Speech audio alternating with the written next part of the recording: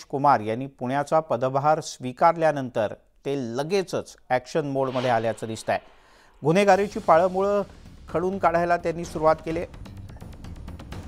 Police आयुक्तालयामध्ये मंगळवारी त्यांनी पुणे शहरातील सर्व टॉपमोस्ट अशा गँगस्टर्स आणि त्यांचे सहकारी यांची पोलिसांनी अक्षरशः परेडच घेतली। सर्व रेकॉर्डवरच्या गुन्हेगारांना पोलीस आयुक्तालयामध्ये बोलावून त्यांना सज्जड दम देण्यात आलाय। यावेळी कुख्यात गुंड गजा मारणे, कुख्यात गुंड निलेश धायवळ याच्यासह आदेकर या टोळ्यांचा प्रमुख आणि वेगवेगळ्या नामचीन गुंडांच्या टोळ्या या सगळ्यांना तातडीनं हजर राहण्याचे आदेश देण्यात आले होते। प्रत्येकाला स्पष्ट शब्दात बजावण्यात आलंय। थेट जाऊयात पुण्याला। वैभव सोनावणे आपले प्रतिनिधी आपल्यासोबत आहेत। वैभव, गेल्या अनेक वर्षातली अशी पहिलीच वेळ आहे की या सगळ्या कुख्यात नामचीन किंवा रेकॉर्डवरच्या लोकांना एकत्रित बोलवायचं आणि खास पोलिसी भाषेत समजवायचं?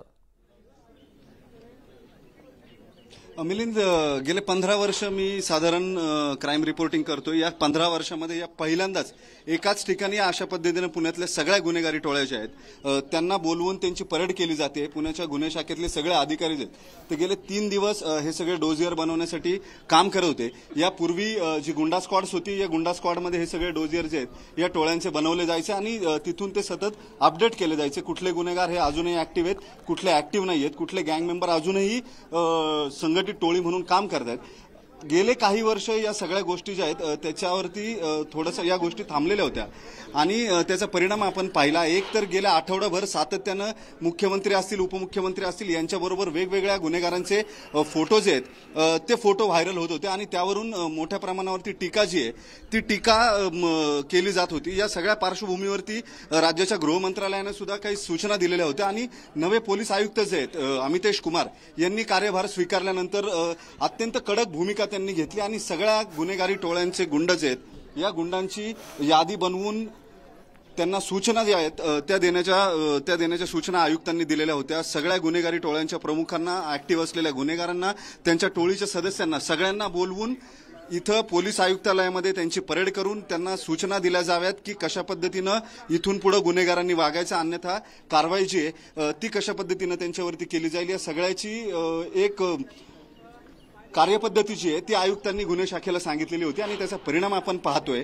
जवळपास 267 गुन्हेगार जे आहेत शहरभरातले वेगवेगळ्या टोळ्यांशी संबंधित असलेले, ज्याच्यामध्ये मारणे टोळी असेल, घायवळ टोळी असेल, बोडके टोळी असेल किंवा आंदेकर टोळी असेल आणि त्यानंतर छोट्या छोट्या विशाल उर्फ जंगल्या किंवा उपनगरांमधल्या ज्या छोट्या छोट्या गुन्हेगारांच्या टोळ्या आहेत या सगळ्यांना एकत्रितरित्या रेकॉर्डवरचे हे सगळे गुन्हेगार जे आहेत या सगळ्यांना पोलीस आयुक्तालयामध्ये बोलावण्यात आलेले। यांची संख्या जी आहे ती 267 इतके रेकॉर्डवरचे हे सगळे गुन्हेगार आहेत आणि त्यांचं सध्याच्या व्हेअर अबाउट जे आहेत त्याच्या नोंदी ज्या आहेत त्या पोलिसांकडून घेतल्या गेलेल्या आहेत। त्या म्हणजे ते कुठं नोकरी करतात, एक दुसरं सध्या ते काय करतात, कुठल्या गुन्हेगारी टोळीशी ते संबंधित आहेत, ते स्वतःची टोळी चालवतात का, नवे अपडेट्स काय, या सगळ्याची माहिती जी आहे ती गुन्हे शाखेकडून गोळा केली जात होती आणि पुणे पोलिसांच्या इतिहासात पहिल्यांदाच या अशा पद्धतीनं इतके जबरदस्त गुंड जे आहेत सगळे कुख्यात गुन्हेगार जे आहेत त्यांना एकत्रितरित्या गुन्हे शाखेमध्ये आणण्यात आलेलं आहे आणि त्यांची परेड जी आहे ती केली जाते। गुन्हे शाखेचे पोलीस उपायुक्त असतील, दोन्ही सहाय्यक आयुक्त असतील, एसीपी सुनील तांबे, सतीश गोवेकर यांच्यासोबत डीसीपी अमोल झेंडे हे सगळे सूचना देत आहेत या सगळ्या गुन्हेगारांना इथून पुढे कशा पद्धतीनं काम करायचं किंवा चौकशी जी आहे त्यांची ती केली जाते।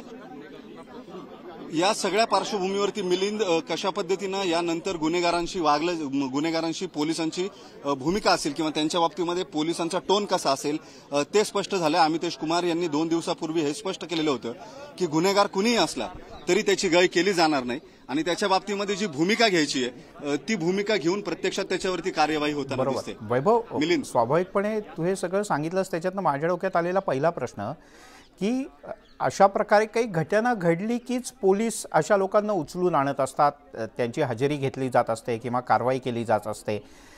पण आगामी निवडणुका किंवा पुढच्या काही काळातल्या वेगवेगळ्या गोष्टी लक्षात घेता पोलिसांनी अशा प्रकारे आधीच समज देणं याचा निश्चित एक सकारात्मक परिणाम दिसू शकतो, कारण सगळ्यांना पुन्हा लक्षात आलं असेल कोण अधिकारी आहे, रेकॉर्डवर आपल्या काय काय आहे, पोलीस काय प्रकारची कारवाई करू शकतात। पॉझिटिव्ह परिणाम होईल? मिलिंद, नक्कीच पॉझिटिव्ह परिणाम होईल. एक तर सगळ्यात महत्त्वाचं पोलीस प्रशासनासमोरचं आव्हान जे आहे ते येत्या 10 ते 15 दिवसामध्ये लोकसभेची आचारसंहिता जी आहे ती जाहीर होईल. आणि आपल्याला माहिती साधारणपणे निवडणुकांमध्ये मनी मसल याचा जो वापर केला जातो त्यामध्ये प्रामुख्यानं गुंडांचा वापर मोठ्या प्रमाणावरती होत असतो. आणि याच पार्श्वभूमीवरती या गुंडांना ऐन वेळेला निवडणुकीच्या तोंडावरती काही गुन्हेगारी घटना घडू नये किंवा कायदा सुव्यवस्था जी आहे ती अडचणीमध्ये येऊ नये हा पोलिसांचा प्रयत्न असतो. आणि त्या दृष्टीनं ही सगळी कारवाई जी आहे ती करण्यात येते लोकसभेच्या पूर्वी. आणि त्यानंतर लगेच विधानसभेची सुद्धा निवडणूक जी आहे ती समोर असणार आहे. आणि आपण पाहतोय गजा मारणे याला सुद्धा उपायुक्त जे आहेत गुन्हे शाखेचे त्यांनी समज दिलेली आहे. कुठले कुठले गुन्हेगार काम करतायत किंवा काय करतायत याबाबतची चौकशी जी आहे ती सहाय्यक पोलीस आयुक्त जे आहेत सुनील तांबे आणि सतीश गोवेकर हे करताना दिसत आहेत. गेल्या आठवडाभर पार्थ पवार यांनी गजा मारणे याची घेतलेली भेट असेल किंवा त्याच्यानंतर निलेश घायवळ याचा मुख्यमंत्र्यांच्या सोबतचा आलेला फोटो असेल. या सगळ्या गुन्हेगारांच्या पार्श्वभूमीवरती आता पोलीस जे आहेत ते आक्रमक झालेत. आणि पोलीस एकदा आक्रमक झाले तर दिवंगत IPS जे आहेत अशोक कामटे त्यांचं सोलापूरमधलं एक मोठं वाक्य आहे, इस शहर का सबसे बडा गुंडा पुलिस आहे. तशी परिस्थिती आपण इथं पाहतोय.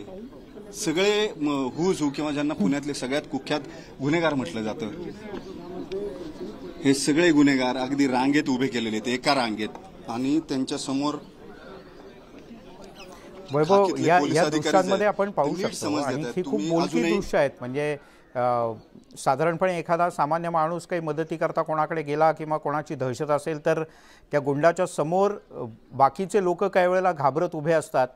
पण इथे पोलीस अधिकाऱ्यांच्या समोर गुंड ज्या पद्धतीने हाताची घडी घालून हात बांधून होय साहेब करतायत त्याच्यात तू दाखवली दृश्य, त्यात गजा मारणे आणि त्याच्या सहकाऱ्यांना पोलीस योग्य शब्दात समज देत होते. मला असं वाटतं याचा खूप चांगला परिणाम हा पुण्यात दिसेल. पुण्यातली कायदा सुव्यवस्था, अन्य काही गडबड गोंधळाच्या गोष्टी असतात त्या टाळण्यात या सगळ्या उपक्रमाची निश्चित मदत होईल.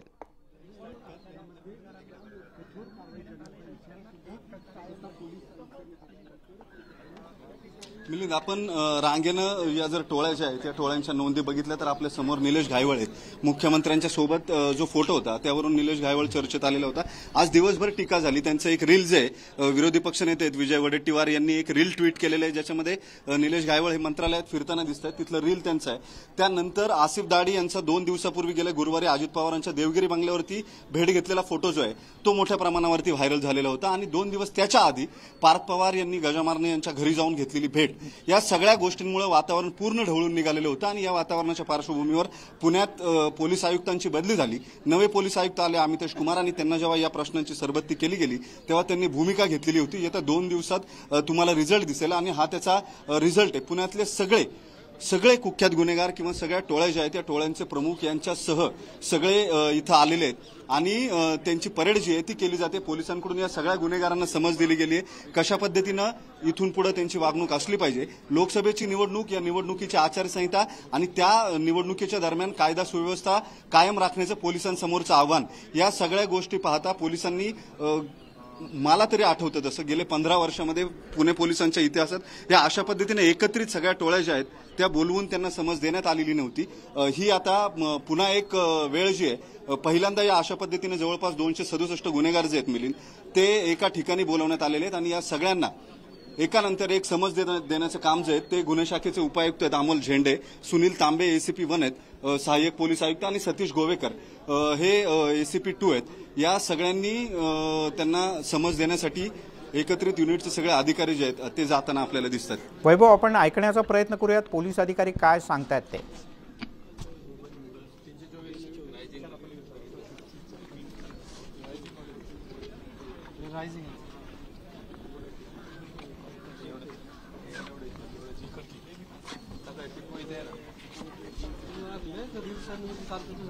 मी मगाशी सांगितलं, म्हटलं तू माझ्या सगळे शोधायचे, सगळे जेवढे काही काढून टाकणार का बोलवा सगळे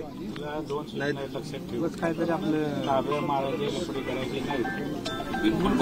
पुन्हा ते इकडे कोथरूड कॉन्टॅक्टमध्ये राहिला, तुला वाटतं मी बाहेर आलोय ते सोडून दे विषय सोडायचा. ऑलरेडी तक्रारी यायला लागलेल्या आहेत तुझ्या. तुझं काय चाललंय इकडे? चल इकडे इकडे इकडे इकडे काय चाललं तुझं आता? काय करत होता काय करत होता मग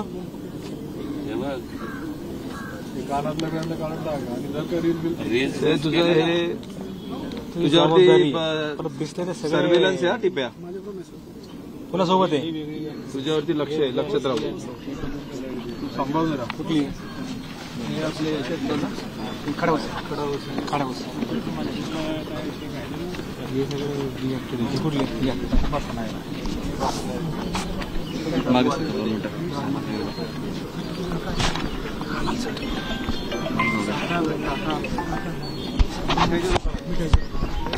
त्याचा काय लेटेस्ट गुन्हा आहे 2009 कोर्टात कोण जातं अजिबात कोर्टात जाणार कोण आहे सगळ्या सुटल्या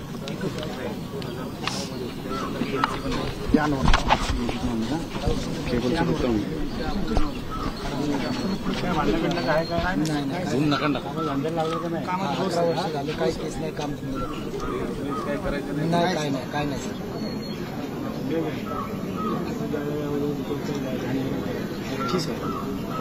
ठीक आहे ऐका ना आपल्याला आपण फायनान्स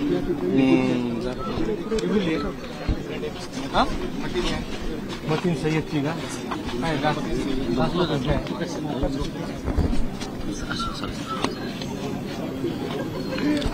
ठीक है सर आप लोग कुछ किया है कि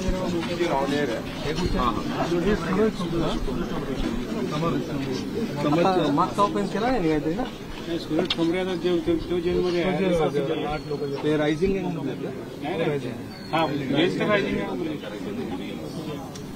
ठीक मेल तुम्हाला सांगायला पाहिजे असं सांगितलं ना तुमचं काय टाकायचं ना 2 मिनिटं ठीक आहे